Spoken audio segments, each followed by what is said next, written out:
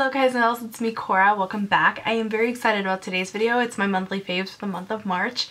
And unfortunately in the month of March I was sick pretty much the whole month. It was awful. I know I probably talked about this a little bit about me getting better and everything. I still have like a remaining chest issue, which is not chest but like upper respiratory situation where I get like kind of out of breath, and so that's really fun and cool and exciting.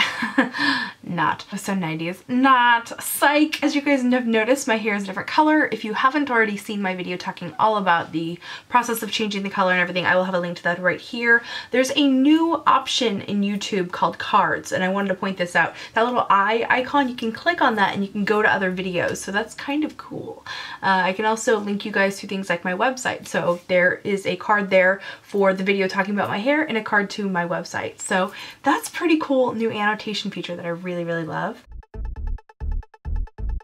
So now I want to go ahead and dive into some makeup products. I'm actually starting like a new little feature here on my favorites videos. I want to start doing this every month, trying out a new mascara, letting you guys know how I feel about it the month after I announce what the new mascara is going to be. The reason why I wanted to do this is because I need to use tubing mascaras, which are mascaras that are latex based that form a little tube around your lashes and you remove them with warm water and they come off in these weird little stringy things. It's kind of awesome, but they tend to be completely smudge resistant and they're so awesome. And I just want to try a bunch of them out, and this is kind of an excuse for me to like buy them and try them out, but it's also going to be helpful for you guys to kind of see how I like them against each other. My favorite one so far of all time has been the Clinique High Impact Mascara. Unfortunately, I don't have a tube of it to show right now, which is a major bummer. I can maybe insert a picture of what the wand looks like. It has a curved wand, and the curved wand made it so that a lot of product gets dispensed onto the lashes. So it gives you a lot of nice volume. It gives you a nice curl because the way it's shaped, it kind of helps you like form the eyelashes in shape. Another thing about your traditional type of tubing mascara is that it makes the lashes kind of hard, and it makes it very difficult for you to build layers on or do, you know, more than one coat of mascara. You kind of gotta play with it while it's wet and then kind of it's set and it's done, which can be a good thing. But on the other hand, if you want to add mascara later or just not have hard crunchy lashes, it's just not really an option. But the Clinique High Impact Mascara has for sure been my favorite for a long time. Unfortunately, it's becoming hard to find. The last few times I've gone to both Sephora and Ulta, they didn't have it. So I haven't been able to get it, so I decided to go ahead and start this little series of me testing out different tubing mascaras. First mascara of this series is going to be the Bobbi Brown No Smudge Mascara. I'm not going to say too much about it now. I have tried it a little bit, but I want to leave the review of it in the next video. Like I kind of just did the one for the Clinique High Impact. So in the next video, we'll be doing the Bobbi Brown Smudge No Smudge Mascara. I thought that that would be kind of cool to have like a segment or like a series that's within a series. You know, like Monthly Faves is a series, but then like there's a series within the series. It's like Inception of the beauty video. So moving on, the majority of March, I didn't wear a lot of makeup because I was very sick. I was uncomfortable. I just wasn't into it. Then I had a upsetting thing happened, which we will talk about at the end, and I didn't feel like wearing makeup. For the majority of the month, I was wearing the Bare Minerals Complexion Rescue Tinted Hydrating Gel Cream. This has a sunscreen. Oh, I threw it. This has a sunscreen factor of 30, which is really great. I wear the shade Opal, which is very light. Let me go ahead and show you guys. Oh, my skin's dry. Try this on the back of my hand to show you guys. Here's what it looks like, and when you rub it in, you can see it at first, but as you rub it in, there isn't a whole lot of coverage there, which is actually nice. What I really wanted this to be was something that I could wear where I just really needed sunscreen, but it would give me just barely a tint of color, but not enough coverage where I felt like I needed to put on blush and lipstick and like everything else that goes with it. Because sometimes when you put something on that's more full coverage, you look super washed out really quickly. Especially being blonde, that was definitely a concern for me. Oh man, the blonde hair was interesting, you guys, because I found that a lot of times I couldn't wear a lot of makeup, like a lot of makeup that I liked to wear, like obviously like this red, or is this red or is this purple? This purple lipstick would have looked insane when I had the blonde hair, but the other side of that, I also felt like I constantly needed to wear makeup because when I didn't have anything on, oh my god, I'm getting all the messages, sorry guys. This has been really great. The one thing about this I want to mention is I feel like it's very hydrating, which is a good thing, but if you have oilier skin, you probably aren't going to love this product unless you'd like to have a very glowy skin tone. I've also worn this underneath foundations, and it does help to hydrate before I put on like a more mattifying foundation, which has been kind of cool. Overall, I really like this product and I definitely see myself wearing it at least through the spring. I think maybe in the summertime when my skin tends to be more oily, I might not like it, but who knows, it might end up working out perfectly for me. So overall, I really like this. It's basically like a very tinted sunscreen with extra hydration benefits, essentially a tinted moisturizer. Next favorite of the month is kind of tied into that whole no makeup type thing. Something I've had for 7 years, or well, not this individual one, but I have used this product for 7 years, and that is MAC Painterly Paint Pot. This is like the most basic eyeshadow base. It's one of those things that, like, why is this my favorite? Essentially, this is a skin tone shade eyeshadow base. It's great because it's a primer and almost like an eyelid concealer in one. But for years I tried using this with the bare minimum of product, just like the thinnest little veil of it on my eyelid, and I found over time that I felt like it was still creasing. I felt like it kind of looked sort of dry and textured in a way that was not at all good. However, by applying a bit more of this product, because I was watching someone else's video and they applied like a lot of it, I'm like, that looks really good. I've never really thought of applying more of it. I always thought, like, you know, less is more. In this case, I think that this is the type of product that actually goes on better and works better for you if you apply a little bit more of it. So it kind of will then even out the texture, make your eyelids look quite a bit smoother.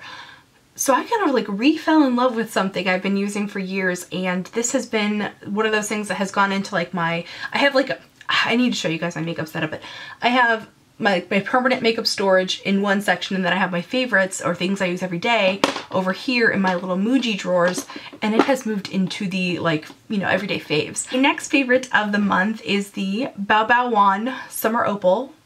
Oh, it's like Opal and Opal. There you go. I did a whole video talking about specialty cheek products that were my single-minded obsession the last couple of months. So many great ones have come out. I couldn't help myself. When I was sick, I like bought a bunch of them because I couldn't play with makeup, so I bought makeup. This is gorgeous. I don't even need to tell you because you can see. It is beautiful and peachy and glowy, and I'm wearing it today, and it has like the most like naturally soft glow to it that isn't sparkly, isn't gross. It just makes my skin sing. I'm gonna be literally crushed when I run out of this, but I have a feeling this might be a product to actually use up because I love it that much. It's just, it's gorgeous, and I'm so sad that it was limited edition. Hopefully they will release Summer Opal in some other form. They usually do. You know, MAC, they like to re-promote things to death, so hopefully they'll take something really special like that and re-promote it. Fingers crossed. So my last favorite of the month is the Matte Radiant Orchid, or yeah, Matte Radiant Orchid from Milani. This is a gorgeous, gorgeous hot pink lipstick. I wore pink lipstick a lot in March, also a lot in February. Pink lipstick looked really good with the blonde hair. It was one of the like go-to things that I could do that I knew was gonna work out. Just like the perfect hot pink. It's inexpensive because it's Milani, and I wore it to death. It's nice and matte, it's gorgeous. I wore that in conjunction with the Urban Decay Anarchy lip liner. Unfortunately, I can't find it for the life of me. I have a makeup bag somewhere that's missing, and it has my Serenity Scott powder, it has my Anarchy from Urban Decay lipstick, it has my Urban Decay Anarchy lip liner in it, like a whole bunch of stuff that I really wish I could find. That's gonna be my project for tomorrow, is to like hunt that down and find it. I think it might actually be in my car, but anyway, I have the Jilted one in its place of Anarchy, but I also used Jilted a little bit last month too, but Anarchy is my favorite. As you guys know, when I bleached my hair, I damaged it pretty severely. Anytime that you bleach black out of the hair, there's gonna be a ton of damage, and I went for the option of doing it all in one day instead of doing it super slowly. In hindsight, I might have done that differently, but it is what it is, and it was done. My hair was stretchy for about 2 weeks after we bleached it. Like every time water would get in it, it would expand, and it was just, I was terrified to brush it or comb it or do anything to it when it was wet. It actually, the texture of my hair changed slightly too. It actually started drying wavy when I would air dry it, and that can sometimes happen when you dramatically alter the hair chemically. It can actually change texture. So anyway, one thing that I had to do a lot is really baby my hair and try to protect it as much as I could. So one thing that I did this last month was I used, in fact almost 2 months, once a week I would use the Joico K-Pack. Now this is a keratin enriched leave-in conditioner product. It really helps to reconstruct the hair. Using this absolutely helped my hair. It got to the point where I shouldn't use this anymore because when you have something that has a lot of keratin in it, it can actually cause breakage in the hair. So I'm no longer using this. I might use it maybe once a month now as like maintenance. The next hair thing I want to talk about is my shampoo. So I switched up my shampoo. You guys know I'm super loyal to my Lanza Color Care shampoo. That is my absolute favorite. It smells so good. I love it. But every now and then I do like to switch it up a little bit, try new things. This is something that I had actually used before and I liked it, but it's kind of expensive. But when my hair was in that fragile state, I thought, okay, well, I'm gonna go ahead and splurge on it. And that is the Bumble and Bumble Bumble and Bumble Color-Minded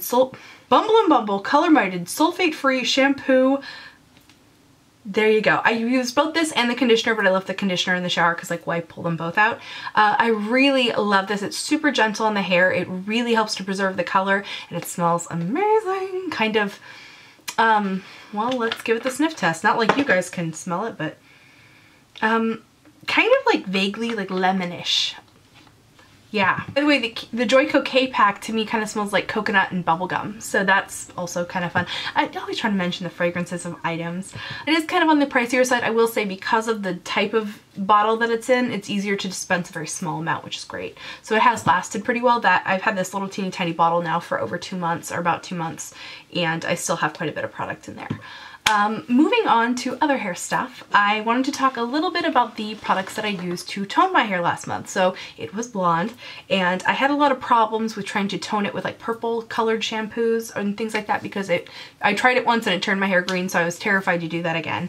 What I ended up doing is coming up with a concoction that worked really well for me, and if you are platinum and you ever want to like tint it a platinum color, if you have blonde hair and you just want to try something different, you might want to try this out. So I really love the Pravana dyes. I also love the special effects. Those are my two favorites for sure.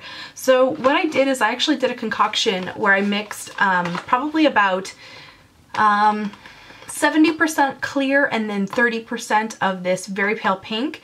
This pale pink, it's just called pink. They have two other pinks. They have a neon pink and they have a magenta, I think. The pale pink here is super light, and on its own it would still only probably barely tint my hair like a light baby pink, but because I mixed it in with so much of the clear, it barely even gave my hair a tint of pink. You might have been able to detect it a little bit in my videos. I think it was actually more obvious maybe on camera than it was in real life. Every now and then, especially like on the ends of the hair, you would see like a little tint of pink, but overall my hair pretty much just looked a nice platinum blonde. It was a great little combination. Something kind of cool, it also, because this type of dye basically just coats the shaft of the hair, it was a really great way to protect my hair when it was in that interim stage where I didn't really know what I was doing with it. And again, I only put that through the previously blonde part of my hair. So this is what I used last month. I always have like pop culture things like to share with you guys, movies, books, stuff like that. So the first thing that I want to share with you guys is a movie I recently watched, and that's Horns. It's an interesting story. I don't want to give away too much, but it's basically this guy who, through a series of events, starts growing horns, and as he does, how much do I want to give away? Nothing. I'm not going to tell you anything, actually. Amazing. If you haven't seen it, it stars Daniel Radcliffe. It has a whole bunch of amazing actors that I love. That's what kind of drew me into it. It turns out it's just amazing, I don't know how to categorize it. Modern horror, fantasy, romance, drama. It's kind of like everything. It's amazing. I recently found out it's a book, so guess what I'm going to be reading now? I'm debating, like, should I just buy the ebook or should I buy the physical copybook? Because I have a feeling it's going to be one that I'm going to want to own a physical copy of, but if I order the ebook, I can read it tonight. Mad Men is ending, which is just awful and wonderful. I have been such a huge fan of Mad Men since 2007. Oh my god, oh my god, oh my god. I tried to get my husband to watch it. He could not hang with all the sexism and stuff, and that's kind of too bad because he missed out on such a great, amazing drama, a cultural phenomenon, and also the fact that, you know, I think it's sometimes hard for people to confront things that are ugly, and the fact of the matter is sexism is still alive and kicking today. That was just so much more of an in-your-face version of sexism, and once you kind of get past that, the shock of it from the first couple seasons, you know, you dive into the characters and oh my god, it's just one of the most perfectly constructed dramas of all time. You can watch it and just watch the background and watch the set pieces, watch the costumes. Of course, pay attention to the storyline because it's so good. But I'm just saying, like, it's kind of like Downton Abbey in the way that the sets and the costumes and everything are just as amazing as the actual content. It's just, it's so good. It's so good, and I'm so distraught that it's ending, but at the same time, I can't wait to see, you know, what the ending is going to be. It's one of those things where you never want something to happen and you can't wait at the same time. And then finally, I have something to share that's kind of sad, and I kind of wanted to talk about it in a video. I actually haven't filmed any videos since this happened. I think the hair video that I filmed right before this will go up before this video. But I didn't want to talk about this in that video because it was like a specific subject and everything. But since these are kind of like casual times, I can just like talk to you guys about stuff. I figured put it out there. And for people who follow me on social media, you already know this anyway. I just feel like talking about it. Even though I don't feel like talking about it. It's one, yeah, you know, it's one of those things. So, as many of you guys know, me and Mikey have a pet chinchilla. His name is Tripod. He's just the cutest little fluffy ball of cuteness ever. And he only has 3 legs, which is why we call him Tripod, although he has many, many other names. Pufferton, the Podster, Puff Pod, Pufferton. I think I already said Pufferton. I don't know. He has a lot of different names that we just, Buddy, Butto, Bucko, Buster Keaton. So anyway, 2 weeks ago, we actually took him to the vet because his behavior has been weird, and he has these anxiety spells where he'll breathe really hard, but then he'll kind of get over it. And I think it's because we lived with cats for a while, and it stressed him out. I know, like, a bunch of his hair fell out when we were living with cats because he was under so much stress. So we didn't really think too much of it when he started behaving that way again. We thought it was just another anxiety spell. This time was a little different though. He actually stopped eating, which was really weird and totally uncharacteristic. He wouldn't even take treats, and like, this kid always wanted some treats. He was like Fatty McFatterton. So we went ahead and took him to the vet, and we found out he had pretty advanced cancer. In fact, the vet suggested that we put him down that day, and I just couldn't, because I mean, one minute I think my chinchilla's having like an anxiety attack or something, and the next minute it's like, oh, he has cancer and you should put him down. Especially since she explained to me how they put small exotics down. It's not like when you have a cat or a dog put to sleep and you get to be with them. When you have a small animal, it's a totally different process, and it was really upsetting even just hearing about it. I can't even repeat it. We decided to try to give him some treatment, to give him some steroids and antibacterial and stuff like that, because she thought that it might help shrink the tumor. Unfortunately, it did not help, and he actually died later that night. So that was obviously, I mean, I don't even need to tell you guys that's upsetting. It's just the worst feeling in the world, and it's been really, really, really difficult because he's my buddy, you know, he's my little guy. We had him for 12 years, and he should have lived a much longer life. I don't think a lot of people know this, but the lifespan for a chinchilla is like 20 to 25 years. So for him to die at 12, it's like somebody dying at 40. It's really just devastating. That's not, I mean, I always assumed that like eventually we'd have kids and like he'd be our kid's pet. Do you know what I mean? Like I'm baffled that he's not going to be around, and definitely going through the whole grieving process and everything. And it's so hard because when you lose a pet, a lot of people, they don't treat it like the tragedy that it really is. They're like, oh, it's just a pet, or they say things that are insensitive. I think a lot of you guys have pets and you understand that they're part of your family. And that's one of the worst things, is that I wanted all the members of my family to come over and say goodbye. It's one of the reasons why we wanted to go ahead and bring him home. And they didn't all get that chance, and that's just awful. It feels just, you know, you don't get to say goodbye. He was so cool. Like, a lot of chinchillas are very skittish, or they're shy around children and things, and he was just like a cool dude. He actually, we had like a runaround ball that he would run around in our courtyard out here to get him some fresh air and stuff, and like he would actually like run up to cats in it. I was like, you are freaking ballsy. I guess somehow being in that plastic thing made him not afraid of the other animals, which is weird because when we lived with cats, he was like terrified of them. But then again, my mom's cats were like constantly trying to eat him. So, you know. But he was just really cool, and he's going to be so missed, and I just kind of wanted to share his life with you guys. Unfortunately, I never showed him really in my videos because he didn't love to be held. I think he had like anxiety things because, well, the reason why he only had 3 legs is because it broke when he was little. He got it stuck in like the bars of a cage, and then he panicked, broke it so many times they had to amputate. They tend to be like little panicky, scaredy cats of animals. So anyway, there you go. Nice downer for the end of the video. And yeah, so I hope you guys are having a wonderful day. So hollow to say that after a story like that. But I mean, this is my life. This is what happened. And definitely, I don't want to say like, oh, I'm all over it, I'm all better, but I'm kind of coming out of the worst part of the grieving process. So anyway, I hope you are having a wonderful day. I really genuinely do. And I will see you guys in my next video. Remember to be vintage or tacky. Just be yourself. See you. Bye.